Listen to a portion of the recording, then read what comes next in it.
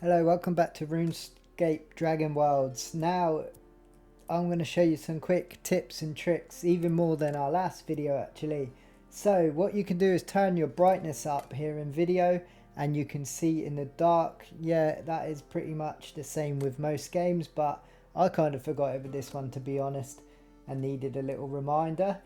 By the way, if you go to legal and then go to your Epic account settings and update that and link it to Epic Games, you will get the free perks that I think they were like pre-orders or for day one orders. You'll get like a cape and extra music and whatnot. Now if you're getting attacked by the dragon in Bramblemead, just run across the bridge to the other side and he will stop basically, and that's the same. You can teleport somewhere else. Sometimes he does follow you when you teleport. I've had that a couple of times. But like here, if you run into Temple Woods, now this is the starting area, I don't think he comes too far into that, so that's a little tip. Now cooking tips, you can make yourself some fortified crunchies using berries and the mushrooms that you can find in the swamp, and they will give you a resistance to poison, so that pesky dragon won't annoy you too much after you've got a good bunch of these in your pocket. So everyone can be bribed with a good cookie, can't they?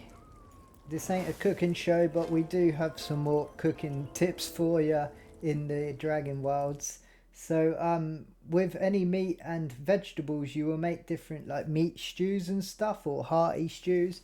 So have a little play around with different meat and different vegetables. That kind of sounds weird when you say it out loud, with the cooking pot, because you'll get some buffs in food perks. You can change your element on your staff. Now I did say this in the previous video, but I didn't really go through it enough, I don't think. So the first one comes with like a 4-hit combo. The higher ones you get like more hit combos and stuff, and they're powerful. But if you put the different elements right here into your hotbar, then you can flick them out on the fly, which I kind of prefer the fire, to be honest. So I just stick with fire, but you can switch them up like this. That is a nice quick way of doing things. And don't forget to keep crafting, because you will update your powers, your magic abilities as well. You don't want to run out of all these good powers or magic, shall we say.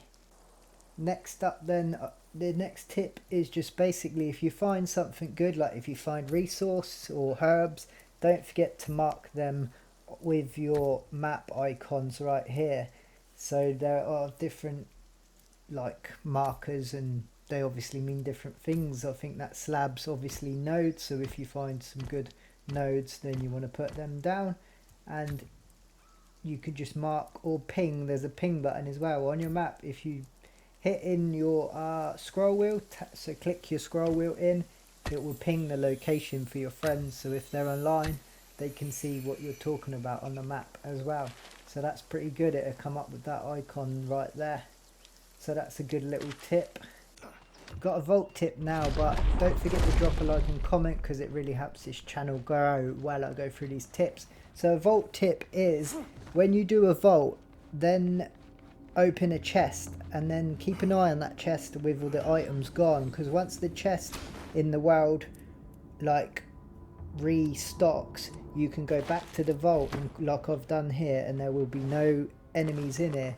You can quickly restock everything in the vault rooms and collect everything, and then there will be no enemies spawning in. So the vaults spawn in before the enemies, is what I'm trying to say. While you're also in these vaults, make sure you're looking around, because in this first starter one there is this nice little thing. So when you see that rock, do your wind shuffle, whatever it's called, and then you get more loot, and you also get another vault core. So in this beginner one, that is free. So if you do it once and then quickly go back before the enemies, that's 6 vault cores. Nice and handy. If you're getting raided by these little goblins, then what you can do is come over by the wizard and climb up here. They won't be able to jump, because the goblins don't know how to jump, and they also don't know how to hop over a wall. So at the beginning bit where this wizard is, there's a little tiny wall with a crack in it. Just keep running and jumping over the wall. They won't know how to do it, you'll be able to pick them off nice and easy. You might have to jump down and just clear out the last one or so, but as the second tack comes in, you'll see me right here.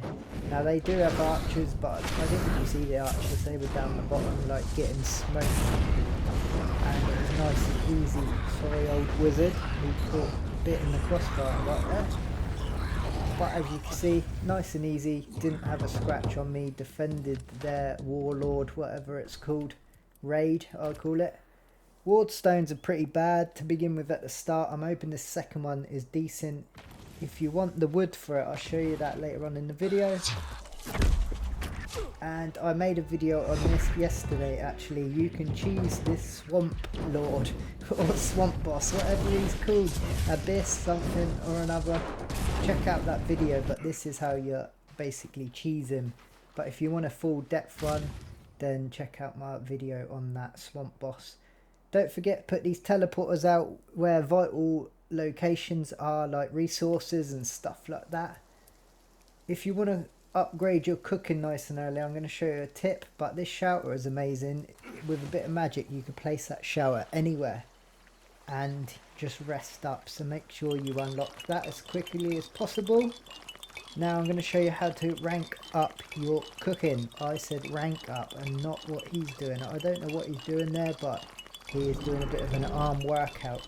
Collect all your water for your cooking pots is what I'm trying to say. That pesky dragon is out to get us again. So we're not going to look at him and hope he just avoids us. Play it like an Enderman. So collect all your water, fill up your cooking pots, fill them up with wood, chuck in the dirty water and turn them all on. The more cooking pots you have, the more XP you're going to get from this. I don't think it's been patched, it might not get patched. So all you have to do is then carry on with your activities, come back in like 10 minutes or whatever, 5 minutes. Talking of first, I'm going to need some of that. Go back and collect it and you'll get a big massive chunk of XP. And don't forget to store your clean water because you will need it throughout your game. Nice little tip there on getting massive XP. So this area here is got loads and loads of tin and copper. It's just above the swamp area. So as you come out of the swamp, it's in this sort of area, the fractured plains. Now there is also a cave, I'll show you that in a bit. And there's a lot of like metal resources around here. So stick a teleport down and you can go backwards and forwards. There's also this cave. I'll probably make another video on this, how to get here, because it's kind of, here it is on the map, but you might not find it. If you do, fair play, but if not, I'm going to make a longer video, probably my next video, on how to get that.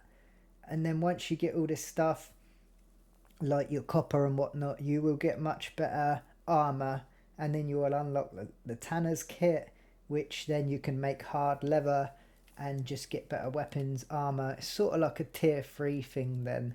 So then you'll have the smithy, the anvil where you can craft all this good stuff, and this is like kind of tier 3 and probably 4 as well items right here.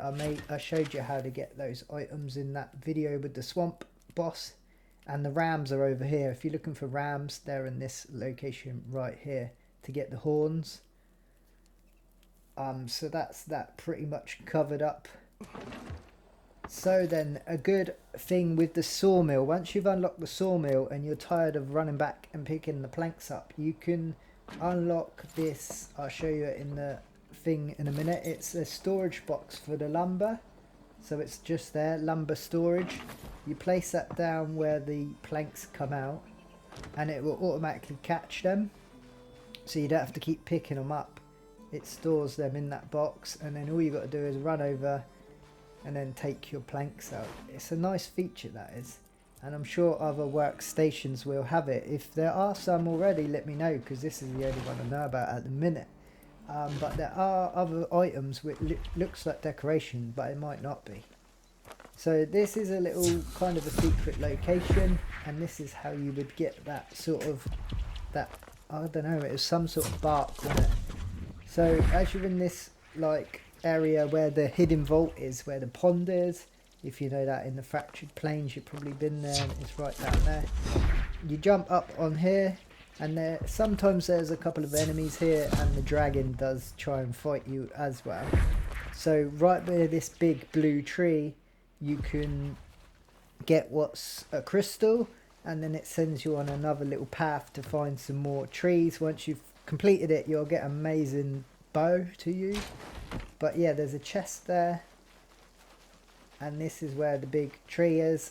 Interact with this and it'll tell you something, but I didn't read it, obviously. I don't read nothing.